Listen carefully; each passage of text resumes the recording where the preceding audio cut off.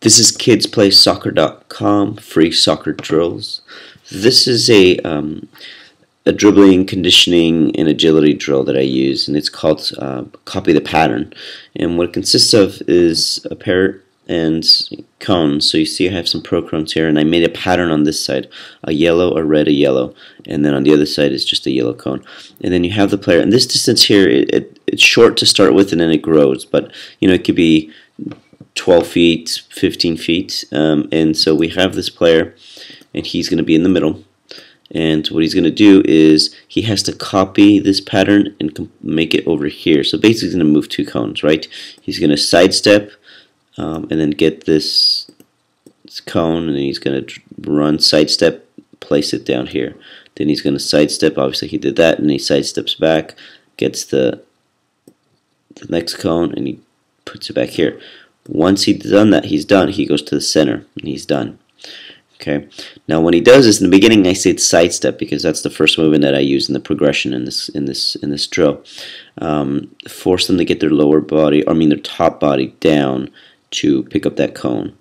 Don't bend the knees. Bend the knees, but also use that because see, the thing I tell my soccer players is you want to be top heavy and bottom light. If you're opposite, if you're top light and bottom heavy, then you're heavy-footed and you're like a bobblehead. And I always ask my players, if imagine you're a bobblehead, would you be a good soccer player? And obviously the answer is no, because your feet would be doing all the work. And I always ask the kids, what does all the work in soccer? And it's your body. Your top half does all the work. It's the placement of your upper body. And so this is a great way to force them to use the upper body because they have to grab a cone and put it in another place. And so what I do is I do this in pairs because after they get the hang of it a little bit and we warm up, then I make it a little bit competitive.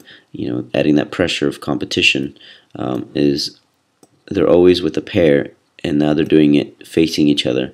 And on my whistle, they go for it, and they're racing each other to see who does it the fastest. All right, and so you do this. You could have this little group here. You could have 3 or 4 of them around the field. So it's not just one. You could have many of them, and over time they'll learn to make this drill on their own.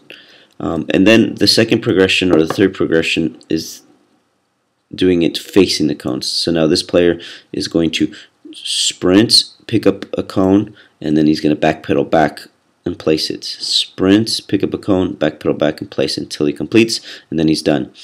And then, of course, you could make this distance farther